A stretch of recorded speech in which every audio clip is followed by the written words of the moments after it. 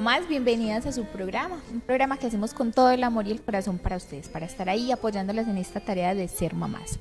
Hoy tenemos una invitada de la casa que ya ha estado con nosotros en programas anteriores y vamos a hablar de un tema muy interesante. Ella es Carolina Gómez López de Mesa. Caro, bienvenida nuevamente. Hola, a Ser Mamás. Kate, nuevamente muy complacida de estar con ustedes, un programa maravilloso que es muy educativo y la finalidad que tenemos el día de hoy es educar a los padres que nos están viendo y que tienen alguna relación con el tema del asma en la infancia. Claro que sí, Caro, ese va a ser nuestro tema del día de hoy, el asma, porque vemos que por estos tiempos muchos niños están como con esas enfermedades respiratorias ahí, entonces el tema yo creo que les llega a más de uno. Como, bueno, Caro, hablemos qué es el asma, porque muchas personas no sabrán ¿de qué se trata el asma? Bueno, el asma es la enfermedad crónica pulmonar más frecuente que hay en la infancia. Cuando uno habla de una enfermedad crónica, es una enfermedad que perdura en el tiempo, no es diferente a una gripa, que una gripa es un evento agudo donde hay unos síntomas que todos conocemos. En el asma, los síntomas, así estén controlados, debemos tener en cuenta que es una enfermedad crónica. Por lo tanto, hay que conocer cuáles son los disparadores, los desencadenantes y el tratamiento que hay que hacer en cada momento. El asma básicamente se caracteriza por dos fenómenos importantes. Uno es que hay una broncoobstrucción, es decir, que los bronquios se cierran ante algunos disparadores que hay en el ambiente.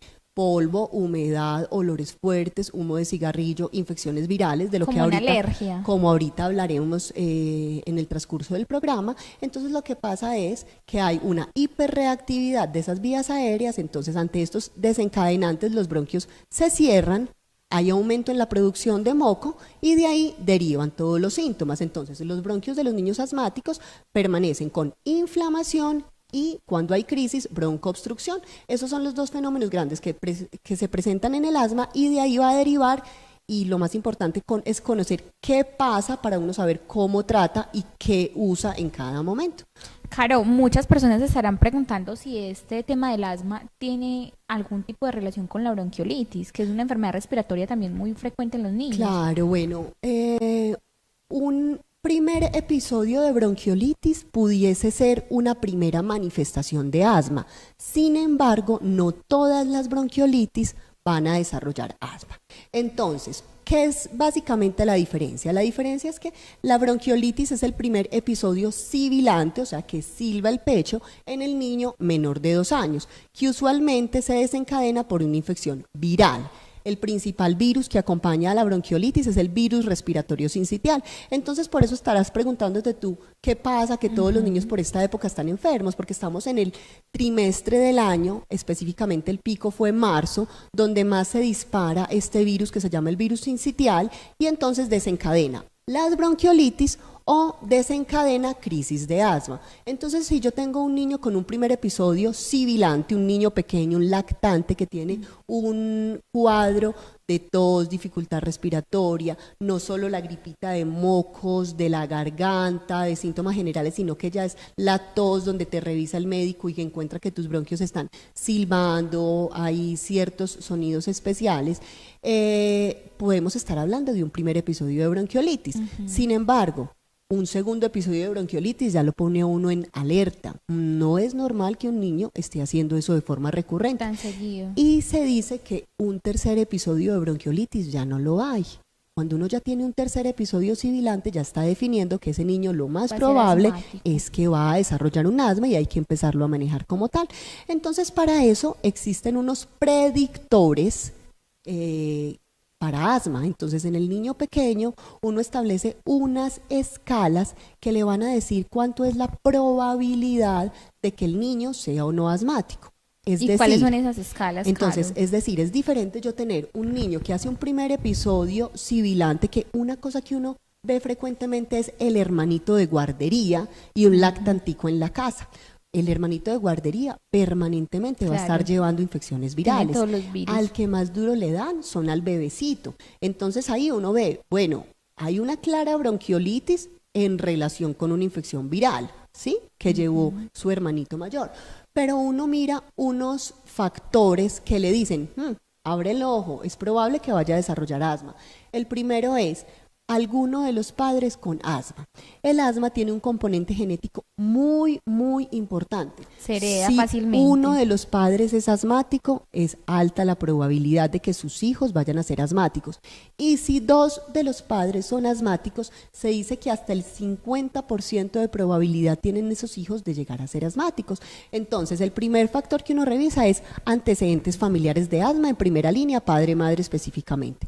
Segundo, el segundo factor grande es el niño que presenta dermatitis atópica. ¿Qué es la dermatitis atópica? Es esa resequedad en la piel con eczemas y con unas características especiales de piel muy sensible que marcan probabilidad de ser asmático. Y hay otros factores menores como la presencia de rinitis, algunos paraclínicos alterados que a uno le van diciendo, bueno, ¿tiene alta o no tiene alta probabilidad de ser asmático? ¿Tiene un índice predictivo para asma negativo? ¿Es una simple bronquiolitis? ¿O tiene un índice para asma positivo? Hay que hacerle seguimiento en el tiempo para definir necesidad de inicio de tratamiento. Esa es básicamente la diferencia. ¿Y cómo tratar a estos niños? A los que uno ve que de pronto es un episodio por el clima, por estos tiempos, o también cuando ya uno tiene esos índices que dice, ve, este niño definitivamente tiene probabilidades de ser un niño asmático. Bueno, mira, Kate, ahí uno tiene que tener claridad de qué diagnóstico tiene el niño. Entonces, inicialmente, un primer episodio, uno trata el primer episodio agudo y por eso es muy importante el seguimiento con su pediatra de cabecera para estar analizando qué otros síntomas intercrisis presenta, es decir, entre episodio gripal y episodio gripal, cómo se manifiesta el niño, porque un niño que es simplemente el episodio sibilante agudo, no tendría por qué tener sintomatología entre otro episodio, ¿sí me entiendes? Entonces, eso es muy, muy importante definirlo, porque cuando yo tengo un tratamiento, un diagnóstico de asma, y eso es muy importante explicárselo a los padres, porque a veces nos hacemos los ciegos a establecer el diagnóstico y les decimos, no, es otro cuadro gripal mal controlado, no, es otro episodio de bronquitis, no, o sea, el asma es una alergia, tiene muchos nombres enmascarados que se le dan a los padres y que realmente es asma. Por ejemplo, no es normal que un niño tenga una gripa y la tos se le quede un mes. Eso no es normal. Eso es un indicador. Ahí tiene que estar uno analizando qué pasa, si es que tiene la probabilidad de ser o no asmático. Pero hay niños que permanecen con tos permanentemente y con una tos de características como seca, que son las del asma, que son de predominio nocturno y en las madrugadas. Son los niños que en el día pasan lo más de bien y llegan las noches y las madrugadas y arranca la tos. Episodios de tos que aumentan con la actividad física. Entonces, en un niño uno medir actividad física lo mides en el juego. Cuando está caminando, corriendo, jugando, ¿le da tos o no le da tos? Cuando el niño se ríe a carcajadas, ¿termina en tos o no le da tos? Cuando el niño llora, ¿termina en tos o no le da tos? Ahí está midiendo uno cómo es el ejercicio y está definiendo si tiene o no síntomas con actividad física. ¿Sí? Y mira también patologías asociadas. Hay algo que se llama la marcha atópica. La marcha atópica son enfermedades, por decir así, primitas hermanas, que se asocian y se relacionan mucho uno con la otra. Entonces se llama marcha atópica porque marcha de una rinitis alérgica, conjuntivitis alérgica, dermatitis atópica, asma. En cualquier momento estos niños pueden presentar una u otra. Entonces ahí uno va. Por eso es algo tan importante la evaluación del paciente para uno definir qué tiene el paciente que lo hace diferente a este otro, ¿sí? Entonces, esas son las características que nos van diciendo. Este niño puede tener un asma y se puede tratar así de esta manera. Exactamente. Yo creo, Caro, que también por estos tiempos muchas personas tenemos como, no sé, muchos mitos con el manejo del asma. Claro. ¿Cómo manejamos ese tema? Cuando ya tenemos el diagnóstico de que si este niño ya presenta pues mucha recurrencia con estos síntomas, ya ¿cómo es el manejo específico con estos niños? Bueno, lo primero es tener en cuenta que el asma es súper frecuente y que no hay que tener temor al asma, porque muchos padres uno les da el diagnóstico de asma en el consultorio e inmediatamente empiezan a llorar como si estuviera pasando algo muy grave. Realmente el asma el asma controlada, el niño con asma controlado puede tener la misma calidad de vida de un niño no asmático. La diferencia lo hace ¿qué? La educación en los padres. ¿Cuál es la misión de nosotros como pediatras? Educar a los padres del niño asmático, que identifique los síntomas, cuándo está iniciando crisis, qué debo hacer en cada momento y cómo prevenir las crisis. Entonces, si un padre de un hijo asmático tiene eso claramente establecido, va a tener su hijo la misma calidad de vida, va a poder mojarse, va a poder salir en las noches, va a poder comer helado, va a poder ir a piscina, va a poder correr, estar con animales. O sea, básicamente el trabajo en asma es un trabajo netamente educativo y uno ahí identifica la diferencia entre un padre que conoce la enfermedad de su hijo a un padre que le han dicho siempre, ay, otra vez está con gripa, vamos a mandarle ese tratamiento. ¿Sí? Entonces esa es como la diferencia clara. Es de educación y de información más que todo por los padres. Claro, ¿y qué es lo que desencadenan esas crisis cuando los niños ya los ve uno de pronto con dificultad respiratoria y ya los ve pues en una crisis fuerte? Bueno, entonces los principales desencadenantes de las crisis son las infecciones virales. Entonces por eso uno ve que muchas veces el niño antes de entrar a la guardería nunca había presentado ninguna manifestación clínica, pero entra a la guardería y ahí es donde por primera vez va a estar en contacto con muchos virus y va a empezar a hacer manifestaciones de asma. Uno muchas veces ve al niño de guardería y le dicen los padres, doctora, todo el año lleva tosiendo en las noches. Eso no es normal, eso no lo hace una simple infección viral. O la guardia, o sea, no es porque lo metió a la guardia y ahí nada. tiene uno que mirar que los virus están ocasionando crisis de asma.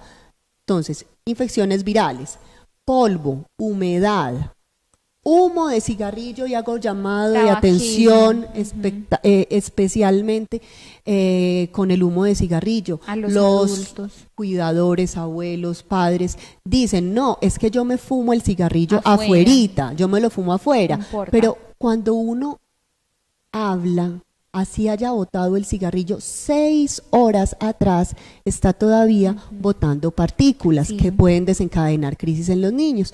Peluches, polvo. Entonces ahí hacemos un trabajo educativo en identificar qué desencadenantes hay en el ambiente de este niño para tratar de minimizar esas crisis. No, Caro, y ahora que tocamos el tema del tabaquismo, yo creo que es un llamado de atención a los adultos. Total. Porque está bien, listo, el adulto se lo fuma y saca la excusa de fumárselo afuera, en otro lugar, pero el tabaco está acompañándolo todo el tiempo y estamos haciendo que nuestros niños sean fumadores pasivos. Claro, muchas veces uno tiene pacientes que las mamás, los papás son súper juiciosos con el tratamiento, lo hacen de la forma correcta, todo está muy bien, pero uno va a mirar y el niño crisis, y hay alguien en el ambiente que está desencadenando estas crisis por fumar. Muchas veces lo ve uno. Así es, Caro. Entonces, Caro, vamos a nuestro primer corte a comerciales. Recuérdanos cómo seguirnos en tus redes sociales.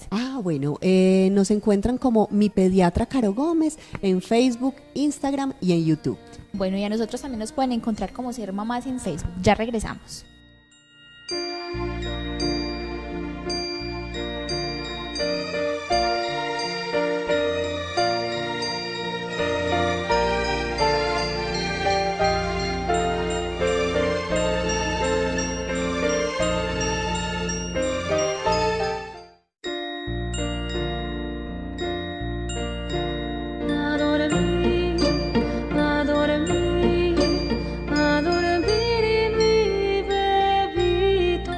Regresamos de nuestro corte a comerciales hablando de este tema súper importante que es el asma. Caro, ya hablamos de qué es el asma, qué desencadenan las crisis, cómo tratarlas, pero yo creo que hay un tema muy importante y es el manejo de los inhaladores en estos niños asmáticos. Yo creo que alrededor del manejo y el uso del inhalador hay muchos mitos. Entonces, qué rico que hablemos un poquitico del inhalador. ¿Cómo se usa el inhalador? Bueno, antes de que hablemos de cómo se usa, es muy importante para mí expresarles hoy y que queden con la confianza de que los inhaladores son medicamentos supremamente seguros. Ustedes en el ambiente probablemente han escuchado muchos comentarios. Los convierten en asmáticos, les dañan el corazón, les da taquicardia, los dejan chiquitos. Hay una lista interminable de mitos. De la mala mitos. Fama que tienen los inhaladores. Realmente son medicamentos supremamente seguros que en todos los lugares del mundo aparecen como la primera elección para el tratamiento del niño asmático. Y yo creo que para prevención también. Claro, entonces ahorita como estábamos hablando al inicio del programa de en qué consistía el asma, yo les indicaba que habían dos fenómenos importantes. El primero es que hay una inflamación de la vía aérea y el segundo es que cuando hay crisis, esos bronquios se cierran. Entonces, cuando tú hablas de prevención, hay un inhalador que es un esteroide, y cuando uno escucha la palabra esteroide, todos como que abrimos los ojos, levantamos las cejas, nos morimos del pánico de que le estemos dando un esteroide a nuestro hijo. Pero es una dosis mínima, que de forma permanente mantiene desinflamada la vía aérea y permite prevenir, que esa es la meta, prevenir las crisis en el niño asmático. Entonces, ¿qué es mejor? Yo tener a mi hijo súper controlado, haciéndole 2 puff en la mañana y en la noche, que ellos ya lo hacen parte de su rutina de lavado de dientes, de su vida diaria, o no hacerlo y tenerlo permanentemente en crisis. Entonces eso es lo que uno les explica. Pone una balanza. Pone una balanza que justifica más, lo uno o lo otro. De forma permanente se usa un inhalador de esteroide que hay diversos en el mercado, la beclometasona, la fluticasona, la budesonida, como los principalmente usados, que son unas dosis mínimas. Yo quiero hacerles una equivalencia como para que vean la magnitud de esto. Cuando nosotros damos el esteroide oral tomado, en algunos casos muy puntuales, y digo que muy puntuales porque debe evitarse el uso de esto, lo damos a dosis de 1 miligramo por kilo en un ciclo de 5 días. Voy a poner un ejemplo. Tengo un niño de 10 kilos.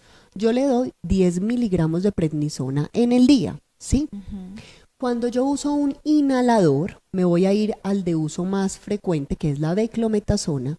Un puff de beclometasona son 50 microgramos. Entonces, cuando yo uso 2 disparitos en la mañana y 2 disparitos en la noche, estoy hablando de 200 microgramos en el día versus 10.000 microgramos que lo haría oral. Mírame la diferencia tan significativa que es esto. Entonces, y la facilidad. Entonces, y el lugar de acción. Los inhaladores son aeromedicamentos que llegan directos hacia la vía bronquial. No tienen que hacer el ciclo que yo hago cuando lo tomo, que va a la circulación, al hígado, a la sangre, y luego hace su efecto. Entonces, son medicamentos supremamente seguros. Entonces, el inhalador para prevenir las crisis, que es el que uso de forma permanente, y permanente eso se los establecerá su pediatra, porque permanente uno lo sugiere por lo menos 6 meses libre de crisis. O sea, el niño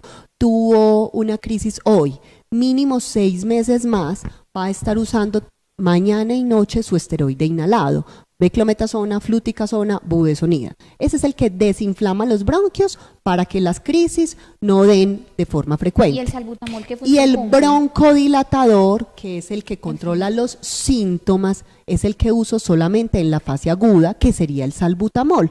Entonces, cuando yo empiezo a presentar síntomas de asma, que a veces no se sabe identificar, la tos es el principal síntoma en los niños. Entonces, ¿cuáles son los que manifiestan los niños? Tos, silbido, el que llaman hervidera de pecho, un gatico en el pecho del abdomen, un pito, un ronroneo. Todos esos síntomas están hablando de silbido, o sea, de pecho cerrado. Estoy en crisis en ese momento. Tos, silbido, y en el niño más grande puede empezar a presentar algo que se llama opresión torácica y dolor en el pecho. Si yo estoy presentando estos síntomas y el niño empieza a toser, estamos durmiendo y escuchamos en la pieza del niño 2, 3 de la mañana tos seca. Alerta, está empezando crisis.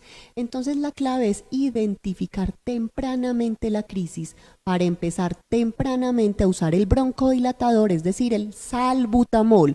Si un padre empieza a hacer tempranamente esto, lo más probable es que se frene a tiempo la crisis. Claro, alrededor del salbutamol hay muchos mitos y uno de ellos es que causa taquicardia en los niños. Bueno, de realmente, los niños que tienen problemas de corazón, ¿cómo sería el manejo con este tema? Claro, bueno, realmente no, ese no es un mito, ese es el efecto principal que tiene el salbutamol, generar taquicardia.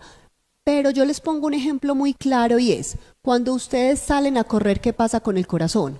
Se acelera, ¿cierto? Claro. ¿Qué pasa al ratico cuando tú te sentaste y descansaste? El corazón volvió a su ritmo normal y no pasó absolutamente nada. Entonces, el salbutamol da una taquicardia transitoria. El corazón del niño está acelerado un rato, no lo daña, ni incluso en el niño con problema cardíaco, que en ellos también se puede usar este medicamento, y vuelve a su ritmo normal. Entonces, no tener temor a estos síntomas, que es uno de los que más hacen que los padres no usen el medicamento, ni al pensar que el niño se va a acostumbrar y se va a volver dependiente de estos medicamentos, tampoco los vuelven dependientes. Otro mito. Otro mito. Entonces, realmente, cuando hay tos y síntoma de crisis, es importante que sepan que en ese caso uso siempre el salbutamol hasta que los síntomas mejoren, hasta que la tos desaparezca. Y de forma permanente voy a estar usando la beclometasona, fluticasona, budesonida como los principales esteroides inhalados. Hay un esquema en crisis que uno puede usar el esteroide inhalado que usa mañana y noche, se le puede aumentar la frecuencia en la crisis de forma transitoria. Una semana uno lo está usando no mañana y noche, sino 3 o 4 veces al día, dependiendo de la condición cómo se encuentra el paciente, y eso pues obviamente orientado por el pediatra tratante. Y de forma permanente desapareció la crisis, suspendo el salbutamol y continúo con la beclometasona mañana y noche. Si ustedes aprenden eso en el manejo del asma, van a ver que las crisis disminuyen de forma considerable. Así es, Caro, todo es de educación, como Sí. lo decíamos al principio, Caro, y siempre muy importante estar acompañado del pediatra. Claro que sí. Caro, las técnicas de usos, porque vemos que está la inhalocámara, cómo se usa, y en los niños que de pronto a veces hay dificultad, por ejemplo, en los lactantes, Claro. técnicas de uso de los inhaladores. Bueno, muchas veces uno encuentra que los padres le dicen a uno, es que yo ya usé beclometasona, yo ya usé salbutamol, yo ya sé flutica, ya han pasado por todos, y uno les dice, ¿me muestras cómo lo estás haciendo? Y un primer error que uno encuentra es, y el más grave de todos, que lo usan directo a la boca del paciente.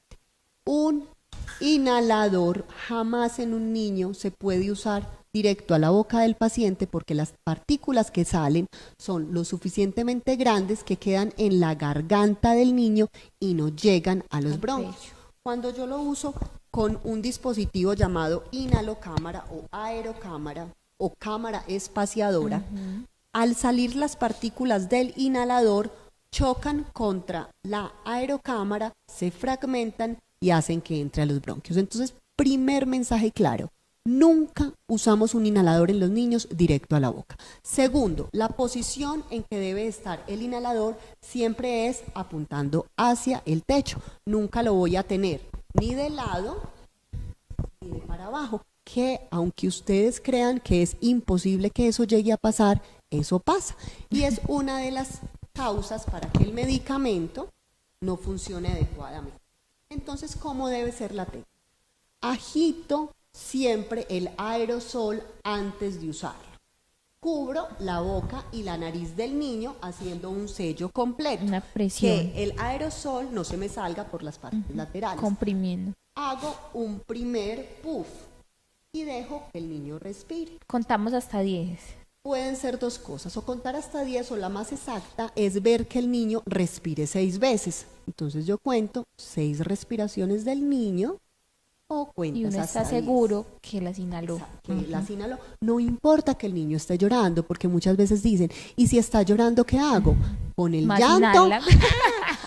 más se la inhala, es real. Entonces, Mejor aproveche ese llanto. claro, así es. Espero las 6 respiraciones del niño, Y el lo segundo retiro y tengo una pausa de 1 minuto. Esta pausa es importante, que es donde yo más veo el error en la técnica. Esta pausa es fundamental.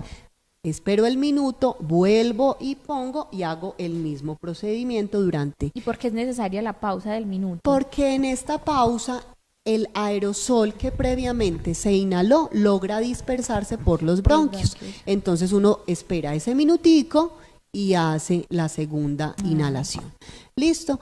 Es muy importante entonces que tengan este mensaje de que siempre, siempre lo vamos a usar con la inhalocámara y que no tengan temor a usar los inhaladores. Ese es el principal mensaje que les quiero dejar. Hablábamos ahorita detrás de cámaras que los inhaladores se lavan. No sabía eso. Bueno, ¿Cómo es ese tema? Claro, aquí muy brevemente, que entonces, se nos está acabando el tiempo. Bueno, las inhalocámaras uno ve que no las lavan. Y no, es importante, sí. Y es Muchas importante. mamás no tienen conocimiento. ¿Cómo se hace esto? Entonces yo desempato, por decirlo así, las partes de la inhalocámara y las sumerjo en agua fría. No vamos a dañar este material con agua hervida. En agua fría con jabón líquido, idealmente de lavaplatos, funciona mejor. Lo dejo ahí durante media hora, lo saco, lo pongo a secar ambiente sin pasarle ningún trapo ni enjuagarlo, y solamente enjuago la caretica, que es lo que va a tener contacto directo con la cara del niño. Entonces lo pongo a temperatura, al aire ambiente a que se seque, y ahí ya estuvo la técnica adecuada. Por lo menos hacerlo 2 veces al mes. Cada 15 días por lo menos debemos lavar la inhalocámara. No, Caro, maravilloso. Esto es algo que no sabíamos. Sí. Caro, hemos visto en redes sociales que te estás moviendo mucho con unos talleres de reanimación y primeros auxilios y que han tenido mucho éxito. ¿Cuándo volvemos a hacer otro? Bueno, igual que el asma en educación, la base de la medicina debería ser la prevención y el conocimiento de los padres. Tenemos un taller maravilloso que tuvo una acogida increíble y por tanto vamos a realizar uno finalizando mayo, donde les enseñamos a los padres y cuidadores qué hacer en las situaciones de riesgo y amenazantes para la vida de cada uno de los hijos. Entonces, y tenemos una segunda fase, esa es la fase de cómo reanimar a un niño. Y la segunda fase es qué hacer en cada uno de los accidentes que pueden ocurrir con los niños. No, Caro, maravilloso. ¿Eso se va a realizar en qué fechas más o menos? Lo tenemos planeado para el 19 de mayo. Finalizando. Mediados de mayo finalizando. Sí, en los próximos días estaremos subiendo ya la información concreta en redes sociales para que nos estén acompañando. Bueno, de todas maneras, las familias que estén interesadas en participar del taller, toda la información aparece en pantalla, los números telefónicos, ahí pueden llamar o escribir y ahí encontrarán toda la información. Caro, muchas gracias por haber estado con nosotros. A ustedes, muchas gracias por la invitación. Siempre es muy bueno tenerte acá con toda esta educación tan maravillosa que nos traes. Sí. Muchas bueno, gracias. Y a ustedes, familias, también muchas gracias por acompañarnos, por siempre preferirnos y por estar aquí siempre con Ser Mamás. Hasta pronto.